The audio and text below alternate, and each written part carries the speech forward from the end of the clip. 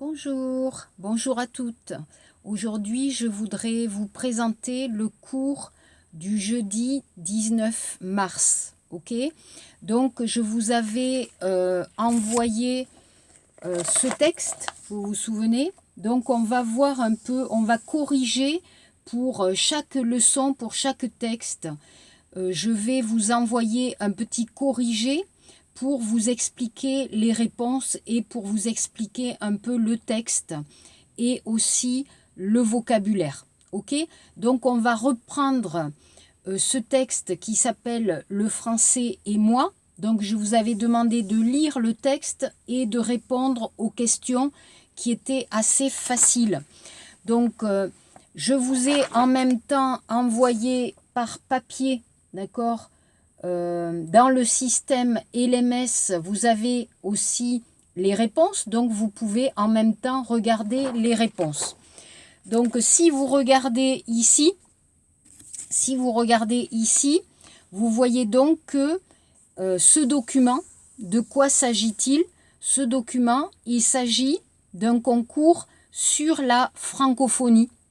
Ce sont des jeunes étudiants de français de tous les pays du monde qui peuvent participer à ce type de concours. Vous voyez qu'ils sont jeunes, vous avez vu l'âge de Pierre, d'Anthony et de Midori, donc ils ne sont pas étudiants, ils sont assez jeunes. Donc ça, vous avez compris. Donc en lisant ces trois témoignages, vous pouvez comprendre que choisir une langue étrangère, ça peut être pour plusieurs raisons. D'accord? Donc vous avez Pierre qui, lui, aime plutôt les sonorités, c'est-à-dire la prononciation, la phonétique, la musicalité de la langue française. Vous aussi, souvent, vous allez répondre oui, j'aime bien le français parce que c'est joli. C'est joli à entendre pour Pierre. C'est la raison pour laquelle il a choisi le français. Ensuite, on a Anthony. Anthony qui doit aimer la littérature et qui a choisi le français aussi pour les livres, pour lire en français, donc pour la littérature. Et enfin, on a Midori qui doit être japonaise et qui a choisi le français parce qu'elle aime les mots français et ça lui donne une certaine imagination, d'accord? En écoutant un mot, un autre mot, elle entend quelque chose, des symboles, des images et l'imagination. Voilà. Donc c'était pour... Donc de quel concours est-il question dans ce document? Qui pouvait y participer?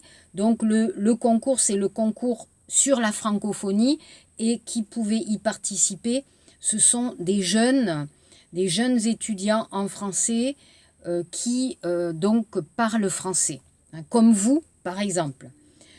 Que fait Pierre pour améliorer sa connaissance du français? Que fait Pierre pour améliorer sa connaissance du français? Il regarde souvent des émissions françaises et il écoute des chansons françaises. Moi aussi, je pense que c'est très bien si vous pouvez écouter des petits programmes sur YouTube ou si vous pouvez regarder des films ou des séries sur Netflix, c'est intéressant pour vous pour apprendre donc spécialement le rythme et la phonétique, mais aussi le vocabulaire par exemple. Ok? Ensuite, on a la question 3. Quelle est la caractéristique de la Louisiane? Savez-vous pourquoi? Donc en Louisiane, donc vous voyez les États-Unis, et vous avez l'État de Louisiane. Beaucoup de gens parlent anglais et français. Et oui, parce que la Louisiane a été une colonie française sous le règne de Louis XIV. Alors bien sûr, il y a très longtemps, mais encore aujourd'hui, vous avez des noms, des prénoms français en Louisiane et vous avez encore des familles d'origine française. Donc il y a la tradition francophone en Louisiane. Ensuite, que fait Midori avec les mots français? Elle invente des histoires avec les mots français pour écrire une histoire. Alors c'est un peu spécial, un peu bizarre, mais c'est ce qu'aime Midori. Ok ? Numéro 5, donc associé. Pierre aime le français pour sa musicalité. Anthony aime le français pour sa littérature. Midori aime le français pour ses mots évocateurs. Évoquer, ça veut dire rêver, hein, rêver, kumkuda. Hein. Évoquer, c'est aussi chuokada, hein, se souvenir. Hein, se souvenir. Ok. Et enfin, donc, je vous pose la question, et vous, qu'aimez-vous dans la langue française? Donc, j'attends votre réponse, hein, écrite, s'il vous plaît. Ok. Ensuite, ça c'est bon. Donc, je vous ai donné un autre texte qui s'appelle Le français, une ouverture sur le monde. Alors, pourquoi j'ai choisi ce thème de la francophonie?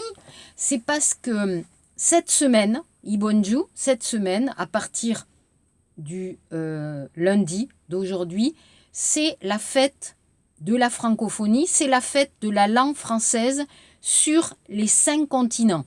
En Europe, en Amérique, en Asie, en Océanie, sur les 5 continents, vous avez la fête du français. Alors où? Dans les écoles, dans les universités, dans les alliances françaises, on prépare des concours, on va chanter en français, on va préparer des programmes en français. Le problème, cette année, avec le coronavirus, on ne peut pas fêter la langue française. C'est dommage, mais nous, en parlant français, peut-être on va un peu fêter la langue française. Et j'espère que vous aimez parler français, écouter, lire. C'est important d'aimer une langue étrangère. Voilà. Alors ensuite, je voulais parler un peu. Donc ici, je vous ai envoyé, vous voyez, je vous ai envoyé ce document où vous avez le texte. D'accord ? Ici, vous avez le texte, la transcription que je vais vous envoyer par le système LMS. Donc vous allez regarder ce document qui n'est pas très difficile. Le lire est assez facile. Peut-être quand j'ai lu le document, peut-être pour vous c'était un peu difficile. Ok, mais si c'est difficile, c'est ok, c'est pas de problème. Hein. Ne vous inquiétez pas pour la note Chomsu, c'est pas important. Hein, Gwaje, les exercices, c'est seulement Chulsok. Hein, donc, vous allez essayer. Si c'est difficile, pas de problème. Ok?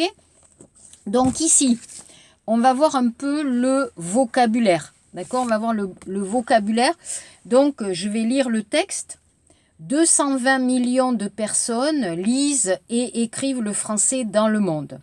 Le français, c'est la langue officielle unique ou conjointe. Alors, unique, une seule langue parlée, conjointe, 2 langues parlées. Par exemple, en Afrique, vous avez des pays francophones où on parle le français et l'africain. Applican saturi, donc on va dire conjointe, c'est-à-dire tougué. Hein, il y en a 2 ensemble.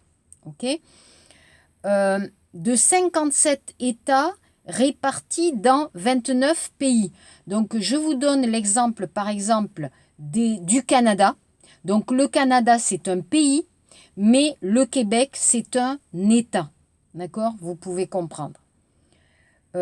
Avec l'anglais, c'est la seule langue parlée sur les 5 continents. Donc, les 5 continents, vous vous souvenez, l'Europe, l'Amérique, l'Asie, l'Afrique et l'Océanie. Je vous ai écrit ces 5 continents. Voilà pourquoi les jeunes étrangers apprennent de plus en plus la langue française. Qu'est-ce qui les motive et quels sont leurs projets? Écoutons-les. Très important, le verbe motiver. D'accord? Motiver, d'accord? Vous connaissez. Motiver, c'est le verbe. La motivation, c'est le nom. Donc, en français, on va dire « ce qui me motive, c'est de pouvoir trouver un travail avec le français dans une entreprise internationale ou ma motivation, c'est... Et vous utilisez la phrase. Ça, c'est important. On a d'abord Duong. Bonjour, je m'appelle Duong Mai, je suis vietnamien et j'apprends le français depuis 2 ans. Mon grand-père m'a toujours parlé du Canada. Il est arrivé dans ce pays quand il était petit. Il m'a invité à le rejoindre. Bientôt, je vais partir à Montréal pour continuer à étudier le français. Je suis très content. Donc, il faut savoir que le Vietnam était un pays francophone avant la guerre. Avant la guerre, on utilisait 2 langues, le français et le vietnamien, parce que le Vietnam était une colonie française. Mais il y a eu la guerre du Vietnam, Vietnam Dong Deng, et après, les Français sont partis et la langue française n'était plus la langue officielle. D'accord? Alors, pendant la guerre, après la guerre, avant la guerre, beaucoup de Vietnamiens sont partis aux États-Unis, au Canada, en Europe. Peut-être le grand-père de Duong Mai aussi était parti à ce moment-là. Donc les vieux Vietnamiens parlent souvent encore bien le français, hein, parce qu'ils l'ont étudié à l'école. Ensuite, on a Oksana. Alors, je m'appelle Oksana Tornea, mon père est roumain, mais ma mère est belge. À la maison, j'ai toujours parlé français avec ma mère, puis j'ai étudié le français au lycée à Bucarest. Mon projet, travailler à Bruxelles, à la Commission européenne. Je vais faire un stage cet été pour commencer. J'espère que je vais aimer. Alors, Oksana, c'est différent, elle est roumaine, mais en Roumanie, apprendre le français est facile. Pourquoi? Parce que le roumain, c'est une langue latine, hein, latino. Hein. Donc, comme le français, comme l'espagnol, comme l'italien, c'est assez facile pour la phonétique et le vocabulaire, par exemple. Donc, pour elle, c'est facile. Et sa mère est belge, donc elle parle aussi français, très facile. Elle veut travailler donc à la Commission européenne en Belgique. C'est très important. Et en Belgique, vous avez beaucoup de Français, beaucoup d'étrangers qui travaillent pour l'Europe. Enfin, on a Franz. Moi, c'est Franz Tollens. Petit, je voulais être acteur et partir vivre à Paris. Mes parents m'ont inscrit au lycée franco-hollandais à Amsterdam. C'est là que j'ai appris le français. J'adore cette langue. J'aime la parler, l'écouter, la vivre. Je vais bientôt commencer mes études de théâtre à Paris. Ça va être génial. Ok? Alors Franz, c'est un peu différent. Il n'est pas français, d'accord? Mais il a étudié dans une école internationale. Alors vous avez beaucoup, dans tous les pays, des écoles internationales, Kuktiakyo, où vous pouvez apprendre l'anglais. Il y a des cours en anglais, il y a des cours en français, c'est très bien. Le problème, c'est très très cher. Hein. Donc lui, il a choisi. Pourquoi? Parce qu'il veut partir en France pour faire du théâtre. Alors, vivre la langue, qu'est-ce que c'est vivre la langue? Ben, c'est pas seulement l'étudier, c'est aussi la parler, comme les Français. Donc, il faut avoir des amis français, il faut lire en français, il faut regarder la télévision française ou Internet, et peut-être aussi, il faut aller en France ou dans des pays francophones. Voilà. Donc, je voulais vous présenter un peu ce document. Alors, vous avez sur ce que je vous ai envoyé, vous avez les réponses ici, les réponses aux questions. Donc ça, ce n'est pas très difficile. Vous pouvez voir ici. Hein, je vous remercie. Enfin, alors, qu'est-ce que je veux vous expliquer? Qu'est-ce que je veux vous expliquer?